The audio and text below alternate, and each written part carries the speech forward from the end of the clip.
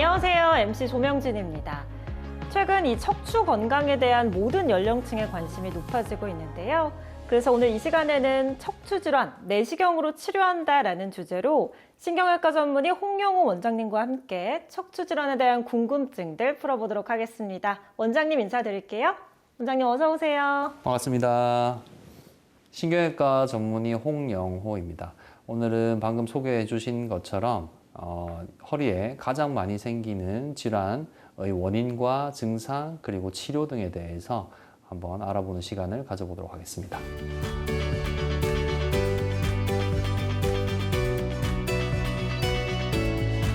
원장님, 사실 제 주변에도요, 이 디스크나 협착증으로 고생하시는 분들 꽤 많거든요. 그러면요, 이런 환자분들의 대표적인 증상들은 어떤 것들이 있을까요?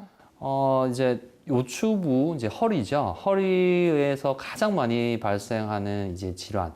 많이들 들어보셨을 겁니다. 디스크, 그리고 네. 협착증. 네. 많이들 이제 알고 계시죠. 디스크 같은 경우는 이제 통증이 자세의 변화에 관계없이 지속적으로 계속해서 다리가 아프다 하시는 분들이 많은데, 네. 그리고 이제 감각 저하, 그러니까 좀 먹먹하다고 표현들을 하시거든요. 네네. 이 다리가 오른쪽이 이제 통증이 있고 저린데 꼬집으면 내 살 같지 않다. 그러니까 남의 살 같다. 왼쪽이랑 비교했을 때 오른쪽의 감각이 떨어진다. 라고들 얘기들 하시고, 그리고 이제 증상이 더 심해지는 경우 이때가 이제 좀 어느 정도 응급 상황이라고 받아들이셔야 되는데, 발목이 들어지지 않는다, 아니면 무릎이 펴지지 않는다. 이런 경우는 이제 운동마비라고 하거든요. 네. 그래서 운동마비가 생길 수가 있습니다. 그리고 뭐 당김, 저림, 그다음에 차갑다, 시리다 이런 증상들을 얘기들 하시죠. 허리뼈는 5개로 되어 있습니다. 그래서 요추 1번부터 그리고 2, 3, 4, 5번까지 있는데, 네. 이 뼈에 번호가 있듯이 우리가 신경에도 번호를 붙여 놓습니다. 네. 그래서 신경 번호가 있는데, 신경 번호에 따라서 이 신경이 가는 길이 다르고, 그 눌리는 신경이 가는 길을 따라서 시리다, 아리다, 터질 듯이 아프다, 그리고 먹먹하다, 뻐근하다, 쥐가 난다, 심한 경우에는 이제 마비가 오는 거죠. 네, 디스크와 협착증의 다양한 증상들을 알아봤는데요. 원장님, 그러면요, 이런 증상이 있는 분들은 어떤 치료를 받을 수 있을까요? 이제 검사상에서 나타나는 병의 중등도를 보고, 네. 그리고 환자가 호소하는 증상이 어느 정도 되는가로 우리가 판단을 하게 됩니다. 네. 그래서 단계별 치료를 이제 하게 되는데, 약을 먹는다든지, 안 그러면은 뭐 도수 치료라든지 충격파 치료라든지 이런 물리 치료라든지 이런 종류들의 치료들은 기본적인 치료로서 우리가 병행해 나가는 치료인데, 주된 치료라고 할 수 있는 치료는 크게 이제 3가지 정도가 있습니다. 3가지요. 네, 제일 좌측에 이제 보존적 치료라고 되어 있는데, 물리치료, 약물치료와 함께 이제 주사치료를 하는 거죠. 지금 보이는 제일 좌측에 있는 사진은 신경주사를 이제 맞는 장면을 이제 엑스레이로 촬영한 것이죠. 우리가 네. 신경주사를 놓을 때 기본적으로 엑스레이를 촬영을 하면서 이 주사 바늘이 정확하게 어디에 위치하는지를 확인을 하고 약물을 이제 주입을 하는 거죠. 네. 그리고 이제 다음 단계로 넘어가면 우리가 흔히들 많이들 들어보셨을 겁니다. 이제 시술이라고 하죠. 네. 시술도 이제 비수술 치료에 포함이 되죠. 시술에는 경막외 신경 감압술이라고 하는 시술이 있고, 그리고 풍선 확장술이라고 하는 시술이 있습니다. 제일 많이 하는, 요추부에 제일 많이 하는 시술 2가지가 되겠죠. 네. 수술할 만큼은 아니고, 근데 병이 아주 경하지는 않은 분들이 네. 이 시술 치료를 통해서 이제 많은 도움을 받으실 수 있죠. 보존적인 치료에도 이제 증세가 계속해서 지속이 되고 악화되시는 분들, 그리고 MRI 검사상에서 수술할 만큼의 심한 병변이 있는 분들 같은 경우는 수술적 치료를 받게 됩니다. 지금 사진에서 보시는 게 양방향 척추 내시경으로 수술을 하고 있는 장면이 되겠습니다. 그래서 치료의 마지막 단계는 수술이다. 그런데 저도 진료를 보면서 환자분이 수술을 안 하고 좋아질 수 있는 방법으로 치료를 하려고 최대한 노력을 합니다. 네. 그렇지만 수술을 해야 된다면 어떻게 환자분한테 손상을 최소화하고 최적의 수술을 제공할 수 있느냐가 최소 침습 수술이 된다는 것이죠. 네. 그런데 사실 수술이 꼭 필요한 경우들이 있잖아요. 예를 들면 어떤 경우가 해당이 될까요?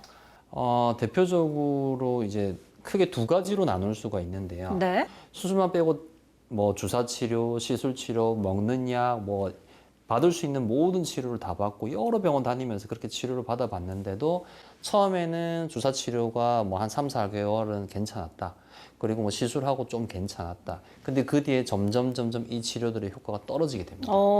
그런 경우에 환자분 수술하면 좋아지시니까 수술하시는 게 지금 이게 정답이에요. 네. 라고 말씀을 드려도 이건 환자분이 결심을 하셔야 됩니다. 네. 예. 근데 이와는 다르게 빠르게 잘 결정을 해야 되는 응급 상황이 있습니다. 그럼요. 예. 발목이 들어지지 않는다. 그다음에 무릎이 펴지지 않는다. 이걸 이제 운동마비라고 하는데 운동마비가 있는 경우는 응급 상황에 해당됩니다. 네. 이 마비는 왜 응급 상황이냐면 눌리는 신경을 안 눌리게 빨리 조치를 취하지 않으면 차후에 영구장애로 남게 됩니다. 어머. 배뇨장애, 배변장애 같은 경우에도 수술을 한다고 해도 바로 돌아오지 않는 경우가 대부분이고 그래요. 바로 돌아오지 않더라도 돌아오면 다행인데 그럼요. 아예 돌아오지 않는 경우가 생기는 거죠. 네. 마비와 마찬가지로. 그래서 이런 경우도 응급 상황에 해당이 되고 만약에 병원을 방문하셔서 수술적 치료를 권유를 받으시면 바로 수술을 하시는 게 이제 합리적일 것 같습니다. 네. 그러면 또 정확하게 검사하고 진단하는 게 굉장히 중요할 것 같은데요. 네, 그렇죠. 정확한 진단이 매우 중요합니다. 수술을 잘 하고 수술을 완벽하게 하고 당연히 중요하겠죠. 네. 그렇지만 애초에 진단이 틀리면 아무리 기술적으로 의학적으로 수술을 잘 했다고 하더라도 그거는 바람직한 치료가 아니겠죠. 네. 지금 참고 자료 보시면 제일 좌측은 이제 기본 검사인 허리 엑스레이가 되고요. 네. 그리고 두 번째 사진은 요추부 허리 이제 CT가 되겠습니다. CT와 MRI 바로 다음 사진이 MRI인데 모양이 되게 비슷하게 보이는데 그렇네요. 두 가지 검사는 볼 수 있는 더 잘 볼 수 있는 게 다릅니다. 그래서 CT 같은 경우에는 아주 미세한 뼈의 모양 변화 이런 것까지를 볼 수 있는데 특화가 되어 있고 네. MRI 같은 경우에는 연골판, 신경 그리고 신경을 덮고 있는 황색인대 그리고 척추를 둘러싸고 있는 근육 이런 연부 조직들을 보는데 특화가 되어 있는 검사입니다. 네. 그리고 방금은 이제 대동맥 박리라는 병에 대해서 제가 좀 극단적인 경우를 이제 좀 설명을 드리긴 했지만 더 현실에서 허리와 병이 많이 겹치는 부분은 고관절입니다. 그래서 네. 고관절 MRI가 또 필요하고 그리고 체온열 검사는 하지의 혈관 쪽에 있는 병변들과 구분을 하는데 어느 정도 도움을 줄 수 있는 검사가 되겠죠. 그래서 이런 다각화된 검사를 통해서 정확하게 진단을 하고 정확한 진단이 기본이 돼야 되고 그리고 그에 맞는 최적화된 치료를 받는 게 중요하겠습니다. 네. 원장님 그러면요. 앞에서 잠깐 언급을 해주셨는데요. 양방향 내시경 수술 이건 어떤 수술 치료 방법인가요? 예전에는 디스크 이제 한마디 디스크 수술을 하는데 이 정도씩 열고 수술이죠. 더 크게 열던 시대도 있었습니다. 네. 아직도 이제 그런 분들이 외래 오시거든요. 뭐 자기 뭐 30년 전에 수술 받았다. 뭐 허리 한마디 수술 받았는데 등에 보면 흉터가 이만큼 있습니다. 절개가 크다는 말은 피부 밑에 있는 근육들을 그만큼 많이 손상시켰다는 뜻이죠. 맞네요. 네. 맞네요. 그래서 이런 부분들 때문에 환자분들이 수술을 받고 나서 이제 세월이 흐르면서 점점 허리 통증이 심해지고 또 추가적으로 병이 또 발생을 하고 이런 부분들이 있어서 그런 부분들을 줄이기 위한 이 최소 침습이라는 개념이 척추에도 그대로 적용이 되는 것이고 네. 참고 자료 보시면 좌측이 이제 기존 척추 수술인데 네. 우측이 이제 양방향 척추 내시경이 되겠습니다. 그래서 두 개의 구멍, 약 7mm 정도 되는 두 개의 구멍만 뚫게 되겠습니다. 와. 그래서 한쪽 구멍으로는 내시경 카메라가 들어가고 한쪽 구멍으로는 기구들이 왔다 갔다 하면서 수술을 하게 되죠.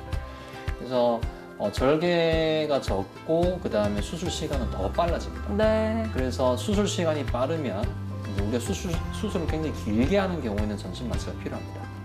근데 수술 시간이 짧고 그리고 정상 조직의 손상도 적기 때문에 굳이 전신 마취 필요 없고 앞서 말씀드린 것처럼 척추 마취하고 그리고 환자분한테 이제 환자분이 원하시는 경우에는 저랑 얘기하면서 수술하시면 됩니다. 오. 3, 40분이면 끝납니다. 네. 그래서 뭐 얘기하면서 수술하는 경우도 있습니다. 네네. 근데 이제 또 겁내하시는 분들이 있거든요. 굳이 수면 마취가 꼭 필요한 건 아닌데 환자분들이 그 수술방에 들어오는 것 자체가 너무너무 두렵죠. 긴장이 되죠. 네. 예, 그리고 막 이렇게 혈압도 막 엄청나게 오르시고 네, 맞아요. 그런 상태가 되기 때문에 그런 경우에는 이제 수면 마취를 해드리면 편안하게 수술을 받으실 수 있을 것 같습니다. 네. 저 같은 경우에도 그렇고 사실 여성분들은 이 흉터에 대한 걱정도 참 많으실 것 같아요. 실제로 흉터가 어느 정도 남을까요? 네, 이건 사진을 보여드리는 게 더 이제 이해가 빠르실 것 같습니다. 네. 왼쪽은 이제 양방향 내시경, 그리고 오른쪽은 단일봉 내시경으로 이제 제가 수술했던 흉터가 되겠습니다. 네. 둘 다 약 7mm에서 한 8mm 정도 되는 흉터가 생기는데 특별한 경우가 아닌 경우에는 바깥에 실밥도 없거든요. 오. 그래서 먹는 실로 이제 피부 밑만 꾸며주고 그러면 실밥 자국도 없고 그리고 상처 자체가 워낙 작아서 시간이 지나고 나면 수술 흉터인지 환자분이 잘 못 찾습니다. 그 정도예요? 본인의 흉터인데 네, 잘 못 찾는 거죠. 기능적인 부분뿐만 아니라 심리적인 부분도 부담을 덜어주는 그런 치료법이 아닌가 하는 생각이 듭니다. 그러면요, 양방향 척추 내시경술의 특징들을 좀 정리해 볼까요? 전신 마취 필요 없이 척추 마취만으로 이제 수술을 할 수 있고, 그 다음에 정상 조직의 손상이 적고 수술 시간이 빠른 만큼 고령 환자분 그리고 만성 질환이 있는 분도 수술 전에 충분한 검사를 통해서 수술을 진행할 수 있다. 네. 그리고 흉터가 굉장히 적습니다. 흉터가 적고 그리고 정상 조직의 손상이 별로 없기 때문에 수술하시고 나서 다음 날만 돼도 환자분들이 뭐 조금 뻐근한 정도예요 라고들 얘기를 하시거든요. 예전에는 진짜 한 마디 디스크 수술만 받아도 일주일, 2주일씩 이제 병원에서 눕혀놨었습니다. 화장실도 못 가게. 네. 환자분이 움직이면 너무 아프니까요. 네. 가만히 누워 있어도 너무 아프던 시대가 있었죠. 그 정도로 수술 후 통증도 적고 그다음에 흉터가 적다. 그런 만큼 입원이 짧고 그다음에 회복이 빠르며 그리고 앞서 말씀드린 내시경의 발전으로 인해서 렌즈의 발전으로 인해서 가까이 가서 깨끗한 시야로 엄청나게 확대해서 안전하게 보면서 수술을 할 수 있다라고 정리해 드리겠습니다. 그러면요, 실제로 양방향 내시경 수술을 받은 치료 사례 있으면 소개 좀 해주세요. 네, 사례들을 좀 보시도록 하겠습니다. 이분은 이제 80세 남자 환자분이셨습니다. 네. 진단은 이제 척추관 협착증이죠. 지금 보시면 좌측에 사진이 두 장이 보이는데 네. 사진 둘 중에 왼쪽 사진이 이제 MRI 사진이고 그리고 우측 사진이 신경줄기 MRI라고 저희가 환자분들한테 설명을 드립니다. 네. 신경이 쭉 내려오다가 지금 노란 원 안에 신경이 짤록하게 꽉 눌려 있는 소견을 보여주고 있습니다. 그렇네요. 네.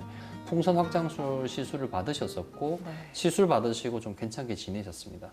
근데 2년 전부터 다시 증상이 이제 악화되기가 시작을 했고 네. 이제 이미 시술을 받았는데도 이제 증상이 나빠지니까 이제 어느 정도 실망을 하셨죠.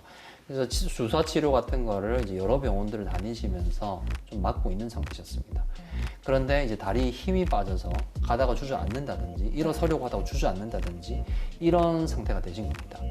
그런 상태로 이제 저한테 이제 방문을 해주셨고 좌측이 이제 수술 전 이제 MRI이고 우측이 이제 양방향 내시경으로 확장을 척추관 확장 수술을 한 이후의 MRI가 되겠습니다. 네.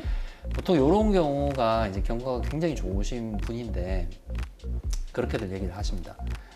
진작에 수술을 받을 걸 그랬다. 맞아요. 네. 이렇게 편해지는 건 좀 몰랐다고 그렇게들 네. 얘기들을 하시거든요. 요분 같은 경우에 한마디에 아주 심하게 협착증이 있으신 경우고 네. 이런 경우가 굉장히 경과가 좋습니다. 그다음에 네. 이런 분들이 사실 대다수이기 때문에 병원 방문하시는 거를 너무 겁내지 마시고 한번 척추 진료를 보고 정확한 진단을 받아보시는 걸 권하고 싶습니다. 네. 이분은 61세 남자 환자분이셨는데 이제 허리 요추부 디스크 파열이었었죠. 네.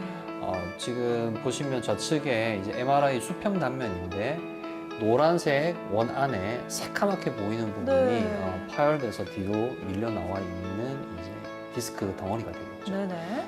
환자분은 허리 통증은 없는데 엉덩이에서부터 해서 다리 뒤쪽으로 종아리 뒤 발바닥까지 저림 그리고 오. 당김이 심하고 칼로 찌르는 양상의 통증을 느끼는 상태였습니다. 네. 다른 병원에서 이미 주사 치료를 많이 받고 오셨죠. 어. 잠깐 괜찮다가 악화되고 또 잠깐 괜찮다가 네. 악화되고 반복을 하다가 이제는 증세가 호전되지 않는 상태로 이제 오셨습니다. 좌측 사진에 보시면 신경 눌리고 있는 신경을 이렇게 딱 젖히고 그 아래에 파열된 이제 디스크가 보이는데 네. 점선으로 동그랗게 하얗게 보이는 저 부분이 이제 파열돼서 돌출되어 있는 디스크가 되겠죠. 꽤 크게 보이네요. 네. 근데 사실 지금 저 화면에서 보이는 저 면적이요. 약 한 1.5cm 정도밖에 안 되는 아, 공간이거든요. 그래요? 근데 저걸 이제 엄청나게 크게 확대해 놓고 저렇게 보고 있는 거죠. 네네. 그리고 우측에 이제 디스크를 제거를 하고 나서 신경이 이제 널찍하게 감압된 상태를 이제 확인을 하고 수술을 끝내야 됩니다. 네. 그래서 바로 이런 경우 다음 날이 되면 날아갈 것 같다고. 오. 네. 그러면서 이제 제가 환자분한테 얘기들 많이 하죠. 사는 게 그렇게 별 게 없다고. 네. 이렇게 한번 아프면 이제 안 아픈 게 얼마나 소중하고 행복한 그럼요. 건지를 이제 알게 되신다고 그렇게 제가 말씀을 드립니다. 그래서 수술 전후 MRI가 되겠는데 좌측에 점선 안에 노란 점선 안에 파열된 디스크 조각이 보이고 네, 까맣네요. 네 그리고 우측에 보면 그게 제거된 수술 후 MRI를 확인하실 수 있겠습니다. 네.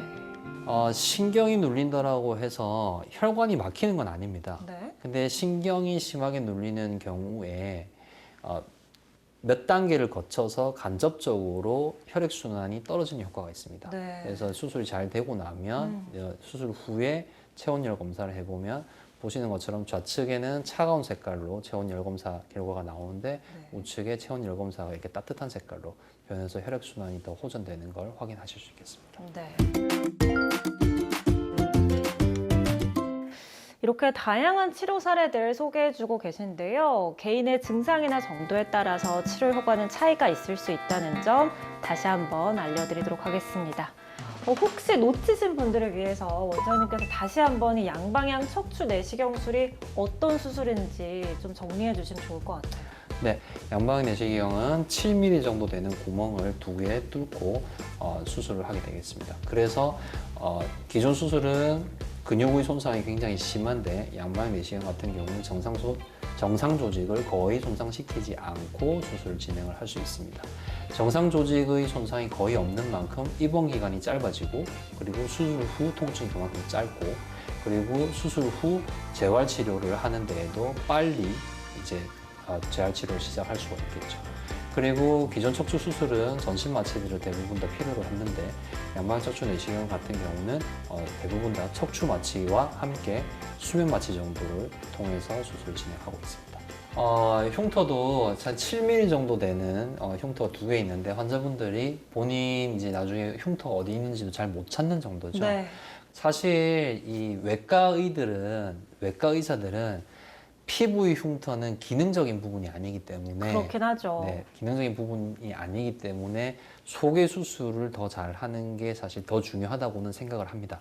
그렇지만 특히나 젊은 여성분들 같은 경우에는 허리에 이제 흉터가 크게 남든지 하면 이제 뭐 수영복을 입는다든지 이런 때도 굉장히 이제 본인이 스트레스를 받고 맞아요. 하는 부분이고 흉터가 중요한 건 아니지만 흉터가 작다는 것은 흉터 밑에 있는 정상 조직의 손상이 거의 없다라는 뜻이기 네. 때문에 그만큼 흉터도 중요하다고 말씀드리겠습니다. 네. 그럼 다음 치료 사례 더 이어가 볼까요? 네, 이 환자분도 29세셨고 굉장히 젊은 환자분이셨는데 네. 직업은 이제 현장 노동직 이제 일을 하고 계셨었는데 몸을 많이 일을 쓰시구나. 하시다가 이제 뚝 하는 소리와 함께 허리가 엄청나게 이제 오. 심한 통증이 생겼고 그러고 그때는 허리 통증만 있었는데 다음날 아침이 되면서부터 허리는 그대로 아프고 다리로 내려가는 극심한 통증으로 네. 환자분이 일어서지도 못하는 정도의 통증을 가지고 이제 내원을 하셨습니다. 네. 근데 이제 이 터진 디스크의 사이즈 자체가 당장 마비가 되고 당장 대소변 장애가 생긴다고 해도 네. 이상하지 않은 만큼의 큰 파열이었었고 네. 그래서 바로 수술적 치료를 하시는 게 안전합니다 라고 설명을 하고 이제 수술을 진행했던 케이스였었죠. 네. 사진 보시면 좌측에 저렇게 몽글몽글하게 보이는 이제 구름처럼 보이는 저 네. 부분이 이제 파열된 디스크이고 네. 저걸 제거하고 이제 완전히 감압된 우측의 이제 신경을 확인하고 나오게 되는 거죠. 깔끔해졌네요. 수술 전후 MRI를 보시면 좌측 노란 동그라미 안에 이제 까맣게 빛으로 돌출되는 저 부분이 거의 신경관을 통째로 막고 있는 상태였었죠. 네. 근데 이제 수술하고 신경관이 완전히 뚫리고 신경이 안 눌리는 것을 이제 MRI로 확인을 하게 되겠습니다. 네, 이야기를 나눠볼수록 참 장점이 많은 그런 치료법인 것 같은데요. 또 다른 사례 더 있을까요, 원장님? 이분은 64세 여자 환자분이셨고 네. 이분도 진단은 이제 허리 디스크였었죠. 네. 현재도 이제 급식실에서 이제 그 학교 급식실에서 이제 일을 하고 계신 분이셨고 급식실에서 25년을 일을 하셨습니다. 아이고. 지속적으로 이제 오른쪽 다리로 이제 심하지는 않지만 저리네, 아리네 이런 통증이 있으셨는데 저희 병원에 방문하기 약 2달 전에 갑자기 증상이 확 한번 심해지는 일이 있었습니다. 그래서 신경성형술도 받으시고 타원에서 네. 그리고 주사 치료도 받으시고 했었는데 네. 좀 호전되는 듯 하다가 다시 이제 증상이 악화되면서 네, 이제 저를 역시나. 방문해 주셨었죠. 네네.